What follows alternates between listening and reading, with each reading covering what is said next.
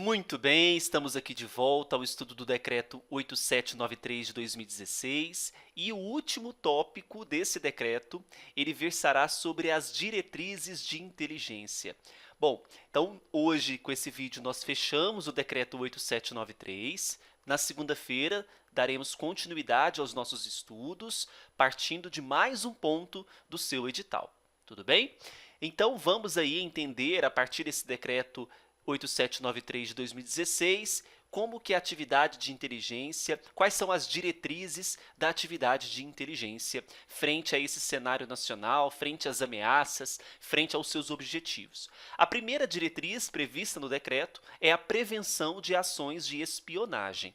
Bom, quando nós falamos de ações de espionagem, perceba que nós temos um terceiro tentando observar o que determinado Estado, determinada sociedade está praticando, quais ações que está praticando, sejam elas econômicas, sejam elas sociais, e a ação de espionagem, ela pode ser uma prévia para uma ação de sabotagem. Né? Então, é importante que o Estado, através das suas atividades de inteligência, utilize meios, tome iniciativas para prevenir ações de espionagem, evitando, portanto, futuras sabotagens. Né? Então, prevê o decreto que a diversidade de interesses e iniciativas com impacto, seja regional e global, vem aumentando continuamente. E esse aumento de interesses começa a surgir, então, o chamado conflito de interesses. Né? O interesse do meu Estado vai em conflito com o interesse do seu Estado. Portanto, existem algumas situações, algumas organizações que tentam espionar esses fatores, essas ações, para que possa, então, se prevenir, se precaver. Então, nós temos aí como atividade de inteligência tomar ações que vão prevenir essas espionagens. A segunda diretriz prevista no nosso ordenamento, no Decreto 8793, são as ações adversas ao Estado. O que prevê o decreto? Imprescindível para a inteligência conhecer as principais ameaças, e isso nós falamos em nossos vídeos anteriores, quais são essas ameaças, não é? Corrupção, vimos ali guerras, vimos também ataques cibernéticos, diversas sabotagens, espionagens são as ameaças, são essas principais ameaças. Então, a atividade de inteligência tem que conhecer essas principais ameaças e vulnerabilidades a que estão sujeitas as posições e os interesses nacionais no exterior, como forma de bem assessorar o chefe do Estado e os órgãos responsáveis pela consecução dos objetivos no exterior. Veja, então é importante conhecer o que está impactando aquele Estado para que eu possa tomar as melhores decisões. É aquilo que eu falo, não conhece, não faz. Então, vamos conhecer por completo as ameaças e as vulnerabilidades para que nós possamos nos tornar mais fortes no sentido de inteligência. Prevenir ações de sabotagem, nós vimos lá na questão da espionagem, que é como se fosse uma prévia da sabotagem. Né? Então, o risco de sabotagem é gigante quando há essa espionagem.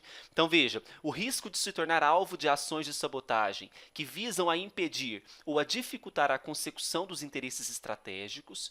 É necessário mapear os alvos potenciais para atos de sabotagem, com o intuito de detectar o planejamento de ações dessa natureza em seus estágios iniciais. Quanto mais antes eu consigo mapear essa possibilidade de sabotagem, quais são os campos que poderão ser sabotados, melhor para que eu possa planejar as ações de combate a essa sabotagem. Expandir a capacidade operacional no espaço cibernético. A gente sabe que a tecnologia ela é responsável tanto pelo lado positivo quanto negativo na inteligência. Né? Então é importante que eu acompanhe, que eu avalie tendências, previna, evite ações prejudiciais à consecução dos objetivos nacionais, que eu atualize o meu arcabouço tecnológico para possibilitar então essa expansão da capacidade operacional. Uma próxima diretriz é compartilhamento de dados e conhecimentos. Não é? Então, veja, como atividade de inteligência, o conhecimento, o aspecto de informação sobre a atividade, ela tem que ser compartilhada com todos os envolvidos ali, claro, na medida do possível, né? Para que todos possam ter o mesmo nível e as ações sejam tomadas com maior eficiência, maior eficácia. Então, o êxito de uma atuação coordenada depende do compartilhamento oportuno, foi o que eu disse, de dados e conhecimentos entre os diversos organismos estatais, né? Claro, sempre pensando naqueles usuários que podem ou não ter acesso. Ampliar a confiabilidade do sistema brasileiro de inteligência, né? Então, uma vez que eu tenho um conhecimento que ele é verdadeiro, um conhecimento que essa disseminação desse conhecimento verdadeiro, ele potencializa a confiabilidade. Agora, uma vez que há um conhecimento falseado, impreciso, isso faz com que há um comprometimento dessas decisões. Então, compromete a cadeia decisória do Estado de que faça uso. A confiabilidade do sistema brasileiro de inteligência deve ser ampliada continuamente pelo aperfeiçoamento do processo de seleção de recursos humanos para a área de inteligência. Então, veja, um concurso público mais forte, um concurso público mais exigente, claro que trará aí, em regra, pessoas mais capazes, aperfeiçoadas, né? Um processo de formação mais aperfeiçoado. Pelo treinamento dos servidores públicos encarregados de temas e missões sensíveis e pela implementação efetiva de contramedidas de segurança corporativa indispensáveis à segurança e ao desenvolvimento da atividade de inteligência.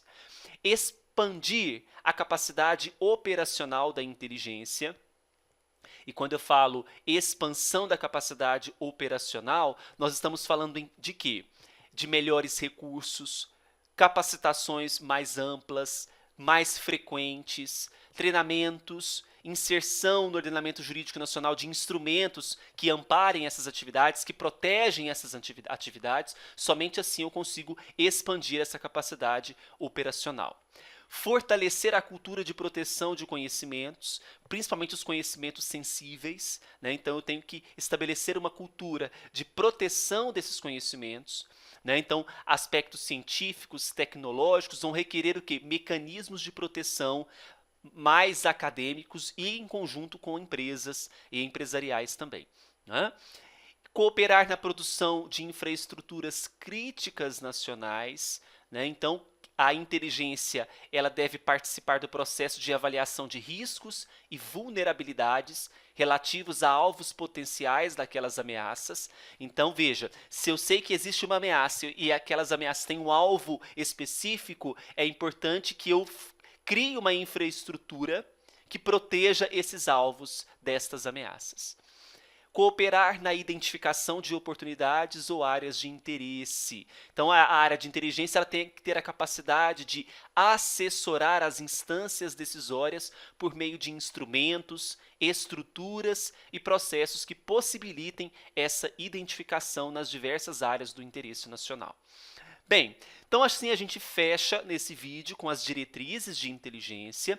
Lembrando para você que no meu site tem um curso de 12 aulas, 120 questões comentadas inéditas, cada aula contemplando uma lei, um decreto específico do seu edital. Já estamos aqui na aula de número 6, onde trataremos do decreto 8793 de 2016, que é justamente esse decreto que nós estamos estudando.